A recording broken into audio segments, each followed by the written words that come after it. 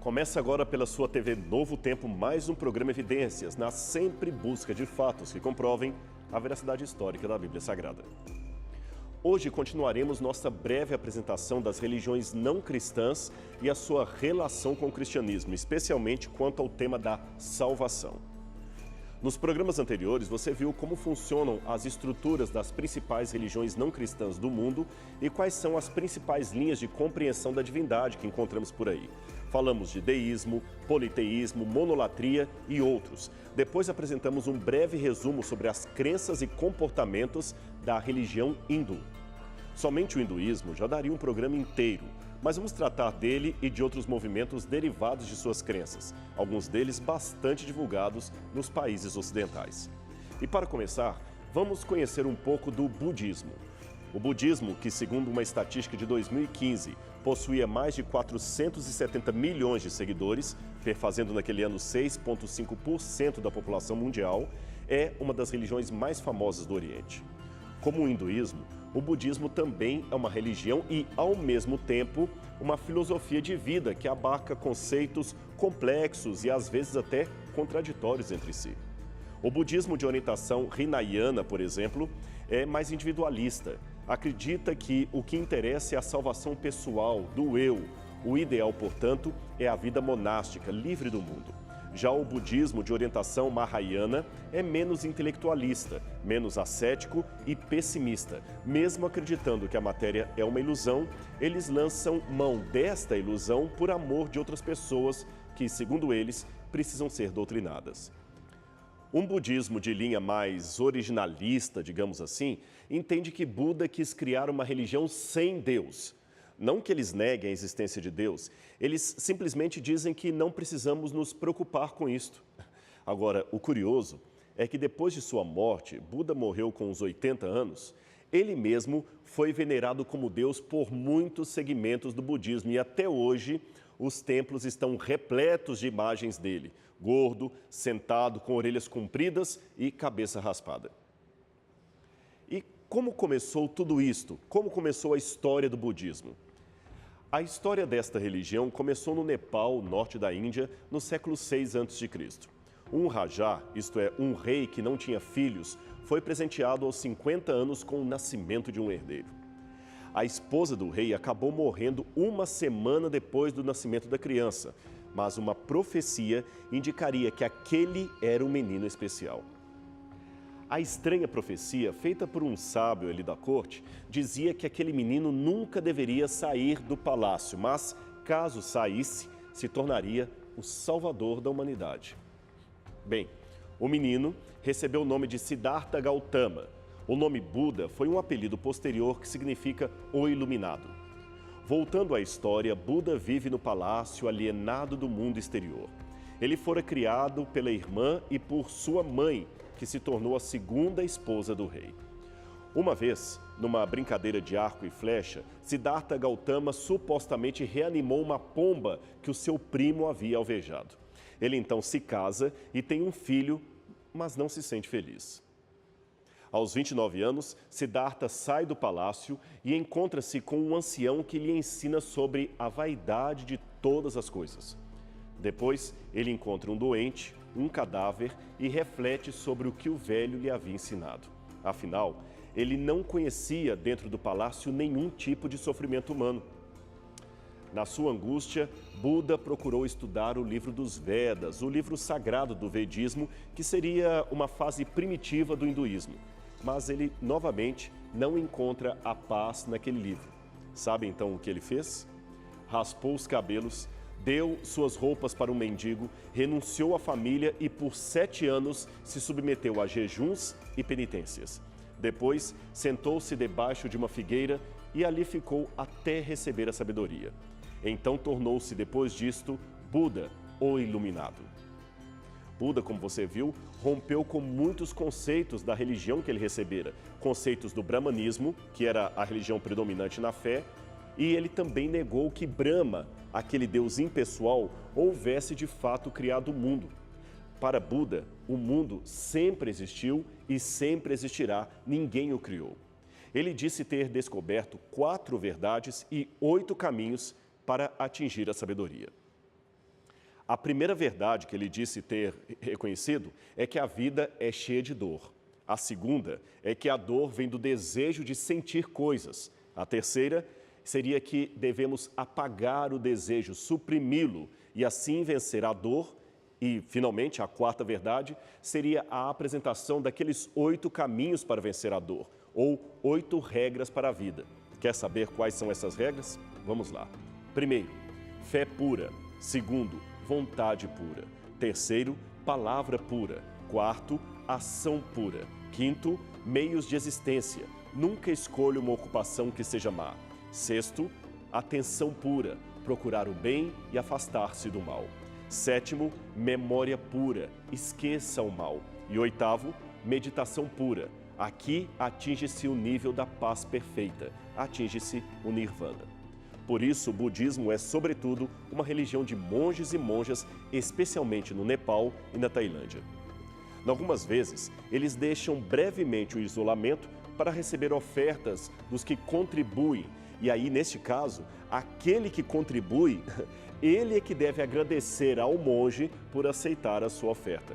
Afinal, essa contribuição aumentaria a possibilidade do fiel alcançar méritos e chegar numa outra encarnação a ser também um monge.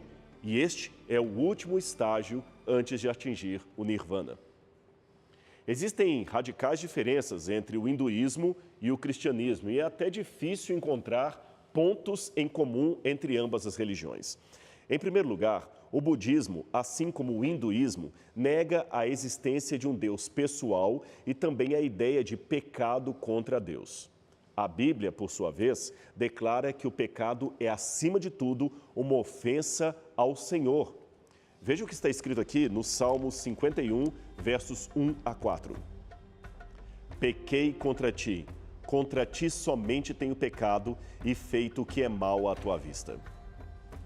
Segundo o budismo, o ser humano é naturalmente indigno, tendo apenas uma existência temporária.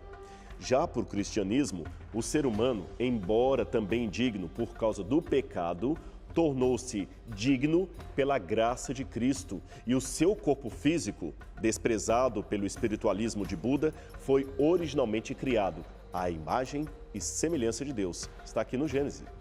Outro problema com o budismo, que já mencionamos anteriormente, é a forma completamente variada com que ele se apresenta. No Japão, por exemplo, ele virou o Zen budismo. No Tibete, se misturou com concepções do totemismo e do animismo, que também já foram identificados em programas anteriores. Aliás, foi esta mistura que deu origem ao budismo lamaísta. Além de roupas diferentes, os seus monges acreditam que o Buda reencarna em cada um dos novos líderes do movimento. Daí a conhecida figura do Dalai Lama, uma espécie de messias para os budistas tibetanos que vivem nele o seu legítimo conceito de reencarnação de Siddhartha Gautama. Seja como for, são tremendas as diferenças entre a doutrina budista e aquela que encontramos aqui na Bíblia Sagrada, no cristianismo bíblico. Vamos falar agora de uma corrente pouco conhecida no Ocidente, o jainismo. Ele é uma das correntes religiosas originadas no hinduísmo, juntamente com o budismo, que já mencionamos, e também com o sikhismo, que falaremos a seguir. O jainismo foi fundado no 6º século a.C. por um indiano chamado Mahavira. Note que a sua imagem se parece tremendamente com a do Buda, de quem, aliás, ele foi contemporâneo. Mahavira, segundo contam seus seguidores, era filho de um rajá que viveu uma vida cercada de luxúria até por volta dos 30 anos, quando então ele decide abandonar tudo e viver uma vida de completa renúncia. Então ele viveu 12 anos como maltrapilho, sem cuidar do corpo e sem pronunciar uma única palavra sequer. No final deste período, chegou durante um tempo a caminhar pelas ruas, sendo, é claro, hostilizado por muitos, pois pensavam que era um andarilho. Depois desse período, Mahavira disse ter alcançado a luz. Aí ele já teria os seus 42 anos de idade. Da mesma forma que o budismo original, os jainistas advogam que não necessitam da ideia de um Deus criador como figura central de sua fé. Por outro lado, porém, demonstram tremenda reverência pela vida. Para eles, a sua fé é anterior ao brahmanismo e foi revelada anteriormente para vários escolhidos. O Mahavira, nesse caso, seria um deles. Quanto ao respeito pelas criaturas vivas, um jainista radical considera errada a morte de qualquer ser vivo, seja ele humano ou animal. Não se pode matar nem mesmo um mosquito que pica a sua face ou uma abelha que o ferroa. Não se pode, enfim, nem mesmo pisar num verme. Tudo tem de ser preservado. É por isto que os jainistas seguem um vegetarianismo estrito, constroem hospitais e enfermarias para todo tipo de animal doente, desde cachorros até pássaros e insetos. Eles também não cultivam a terra, não fervem a água, não usam o fogo. Afinal, para eles, tudo isto poderia resultar na morte de insetos e vermes, e eles não desejam matar ninguém. Esta atitude paradoxal de não ter necessidade em afirmar a existência de Deus e, ao mesmo tempo, demonstrar tamanha devoção pelas coisas criadas, lembra muito de perto o que disse o apóstolo Paulo no livro de Romanos, capítulo 1, verso 25, que eu gostaria de ler para você. Pois eles mudaram a verdade de Deus em mentira, adorando e servindo a criatura em lugar do Criador. Não é por menos que o que os membros dessa religião mais sofrem é com as crises existenciais. Aliás, em alguns setores mais extremados, o ascetismo que eles incentivam pode chegar a tal ponto que exaltam o suicídio. Já pensou? Eu sei que é uma visão extremista, mas se quisermos apresentar algo melhor para as pessoas, não creio que devamos começar pelo ataque. Precisamos valorizar muito aquilo que elas têm de bom, semelhante à nossa cultura, e trabalhar a partir do terreno comum para corrigi-los naquilo que, sem Cristo, termina em uma forma de prática egoísta, legalista e materialista. Aliás, isto é uma verdade sobre o jainismo. Eles têm uma visão bastante legalista da salvação. E muitos terminam, é claro, deprimidos por causa dessa situação. Sendo assim, o jainismo, ou aquele que pratica essa religião, é o sujeito ideal para ser colocado diante do tema da graça de Deus e da justificação pela fé em Cristo Jesus. Como não desenvolveram um espírito missionário, a sua religião hoje está praticamente concentrada na Índia, onde eles possuem cerca de 4 milhões de seguidores, mas é possível também encontrar umas pouquíssimas comunidades na Europa e também nos Estados Unidos. Uma coisa que talvez surpreenda o missionário ocidental é a grande quantidade de suásticas que ele verá em muitas imagens e símbolos, tanto jainistas quanto de outras religiões indianas. Não se preocupe, estas marcas não trazem nenhuma apologia ao nazismo. É apenas um símbolo milenar indiano de boa sorte, e na língua sânscrita, suástica significa boa sorte. Foram os nazistas que, por outros caminhos, acabaram plagiando o símbolo dos indianos. Mas esta é uma outra história. Agora nós vamos a um breve intervalo e logo depois voltaremos para conhecer outra religião do Extremo Oriente. Então não saia daí, o Evidências volta já já.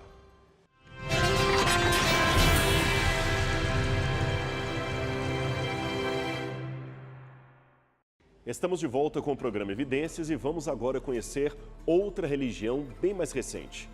Ela surgiu por volta do século XV d.C. no Punjab, região que hoje está dividida entre o Paquistão e a Índia. Estamos falando do Sikhismo. Quem a fundou foi um guru chamado Nanak, cujo objetivo era revelar o verdadeiro nome de Deus e inaugurar um movimento monoteísta que ajuntasse o hinduísmo e o islamismo numa única religião. É muito fácil reconhecer um fiel Sikh. Ele geralmente tem barba e um típico turbante branco ou de outra cor. Os que raspam a cabeça ou a barba são considerados decaídos ou renegados. Veja que nem mesmo quando estão servindo ao exército americano, eles abrem mão de usar o seu turbante e a sua barba alongada. Já as mulheres geralmente usam véus, como as muçulmanas.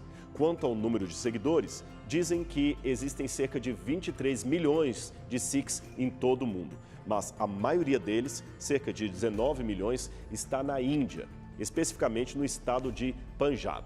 O restante está espalhado em comunidades Sikhs do Reino Unido, dos Estados Unidos, do Canadá e de Singapura. Com esses números, os Sikhs são a quinta maior religião do mundo e não deixam de ter a sua força política. Em 2004, eles conseguiram eleger este cavalheiro, o Dr. Manmohan Singh, fiel membro do sikhismo, como primeiro-ministro da Índia. E no que o sikhismo acredita propriamente dito? Bem, como já dissemos, eles oferecem um sincretismo entre doutrinas hindus e islâmicas, mas ao invés de aceitarem as escrituras sagradas dos hindus ou o Alcorão dos muçulmanos, eles escreveram a sua própria Bíblia, digamos assim, contendo a sua própria teologia. Trata-se do Granth Sahib, ou Livro do Senhor. Um livro escrito por vários autores, alguns vivendo até mesmo antes do nascimento de Nanak. Para eles, nesse ponto, existe uma igualdade com o cristianismo. É que eles acreditam que só há um único Deus, absoluto, soberano, que governa sobre todas as coisas. Mas as semelhanças param por aí. Influenciado pelo hinduísmo, Nanak, embora falasse de Deus como uma unidade, enfatizou muito as várias manifestações simultâneas do Altíssimo e também negou que Deus fosse um ser pessoal. Para ele, o Deus verdadeiro seria um princípio abstrato da verdade ou da realidade, e nada mais do que isso. Para os membros desta religião, a salvação consiste num conhecimento de Deus, mas, repetimos, não no sentido de uma relação pessoal com Ele, porque Deus, para eles, não é uma pessoa, mas sim no sentido de obter uma parte de Deus e ser finalmente absorvido em Deus. Também devemos nos lembrar que esta tentativa sikhista de unificar religiões tão diferentes não tem semelhança alguma como age o Deus da Bíblia Sagrada. Pelo que aprendemos das escrituras judaico-cristãs, Deus leva um povo até determinado tempo de graça e, caso hajam permanentes estados de apostasia, ele retira dali um remanescente e, a partir deste remanescente, prega a sua verdadeira doutrina.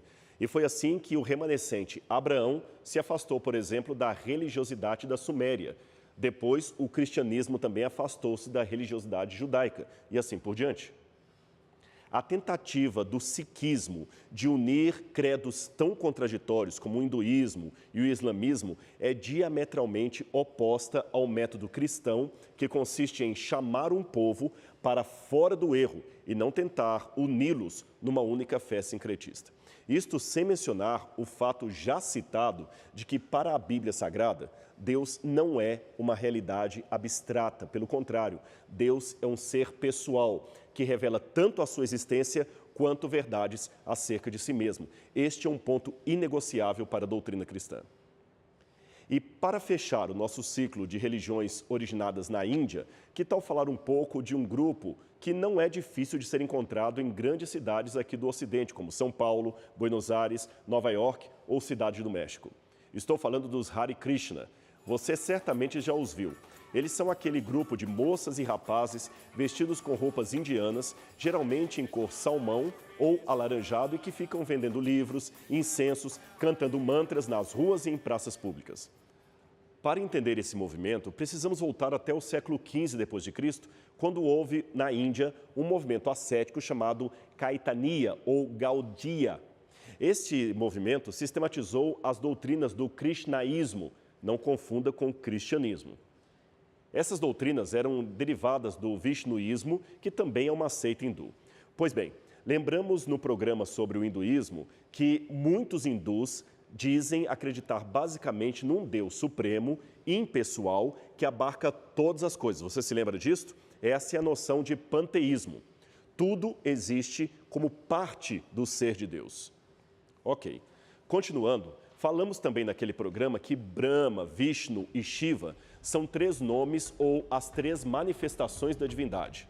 Ora, de uma maneira bem simplificada, podemos dizer que vishnuítas acreditam que Vishnu, uma das manifestações do Deus Supremo, manifestou-se uma vez na Terra em forma humana na pessoa de Krishna.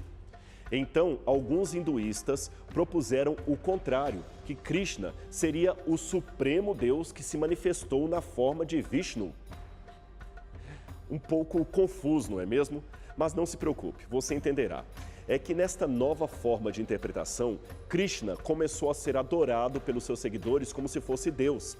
E como ele viveu um dia na Terra em forma humana, a sua história acabou sendo relatada de 1000 formas, na maioria lendárias, e a versão principal estaria no Bhagavad Gita, que, por isto mesmo, seria o livro sagrado dos Hare Krishna.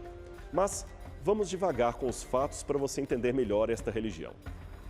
Relembrando, Krishna agora era o Deus Supremo que um dia se manifestou em forma humana e então deveria por isso ser adorado. Foi com este pressuposto em mente que esse indiano chamado Bhaktivedanta Swami Prabhupada, falecido em 1977, fundou a Associação Internacional para a Consciência de Krishna e a levou para os Estados Unidos em 1965. Conhecido pela sigla ISKCON, que é a abreviatura do nome do movimento em inglês, o movimento dos Hare Krishna se estendeu por outras localidades do Ocidente e os livros de seu fundador são hoje traduzidos para mais de 50 idiomas. Segundo uma fonte, eles seriam atualmente cerca de 1 milhão de fiéis espalhados por 60 diferentes países.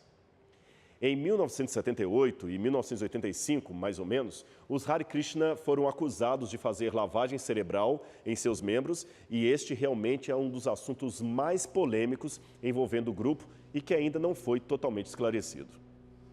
Em linhas gerais, eles ensinam basicamente o seguinte: só há um Deus, monoteísmo, mas esse único Deus também se identifica com tudo o que existe, monismo e panteísmo. O que eles querem dizer é que no começo de todas as coisas, só existia um ser supremo. Não havia Brahma, nem Shiva, nem estrelas, nem lua, nem sol. Havia apenas Krishna, o criador de todas as coisas. Os deuses hindus são apenas, segundo eles, expansões ou formas de Krishna. Mas aqui vem a diferença maior. Na Bíblia Sagrada, Deus é o criador do universo, mas também é um ser à parte do cosmos, isto é, Deus é uma coisa, o cosmos que ele criou é outra. Agora, já para os Hare Krishna, o universo é uma extensão do corpo do Criador, uma extensão de Deus. Deus e o universo, nessa visão, seriam o único e o mesmo elemento. A seita também professa a doutrina da reencarnação. Para isso, advogam a lei do karma, segundo a qual cada ato que praticamos determinará o gênero de vida que teremos na próxima encarnação. Por exemplo, quem rouba trigo pode ser condenado a voltar como um rato. Quem rouba carne volta como um abutre. Quem é cruel aparecerá na forma de um tigre, e assim por diante. Para eles, os seguidores do Hare Krishna, é o desapego das coisas terrenas que livra as pessoas das muitas reencarnações. Daí entendemos por que Hare Krishna, via de regra, é um sistema que defende as castas, assim como na Índia, um sistema inviolável, porque eles pensam que esta é uma disposição imposta pela lei suprema de Krishna, que rege todo o universo. Outro ensinamento estranho dos Hare Krishna diz respeito à salvação. Para eles, o pecado não é aquilo que nos afasta de Deus, e sim a ignorância. Por isto, para obter o conhecimento que salva, os Hare Krishna acreditam que precisam se sacrificar, autonegar os seus desejos e praticar uma série de atos num rígido esquema de disciplina mental e corporal. Tal entendimento, é claro, nega a necessidade última de um salvador. Quem salva você, no final das contas, é você mesmo, se autodisciplinando em sua mente e em seu corpo. Eles também falam de Jesus Cristo. Dizem que ele é filho de Krishna, mas não é o único. Há muitos outros que aqui vieram como Jesus. Por isso, eles negam a divindade do nosso Senhor e também o seu Salvador, de único Salvador da raça humana. Embora os Hare Krishna advoguem o respeito por toda a forma de religião, eles acabaram se tornando a ramificação indiana que mais pratica o proselitismo no Ocidente. E, por curiosidade, a maioria que se sente atraída por eles são os jovens, especialmente jovens universitários. Novamente, o problema, como você vê, é a consciência da necessidade humana de salvação e também o oferecimento de um outro caminho alternativo de salvação bem diferente e até, eu diria, opositor à doutrina bíblica da justificação pela fé, somada à necessidade humana que não apenas precisa de salvação, mas, acima de tudo, de um Salvador pessoal, que, para nós, seria o Senhor Jesus Cristo, o Cordeiro de Deus que tira o pecado do mundo. Esse foi o programa Evidências de hoje, mas semana que vem voltaremos continuando a apresentar as religiões não cristãs do Oriente. A gente, portanto, se encontra aqui na TV Novo Tempo. Até lá!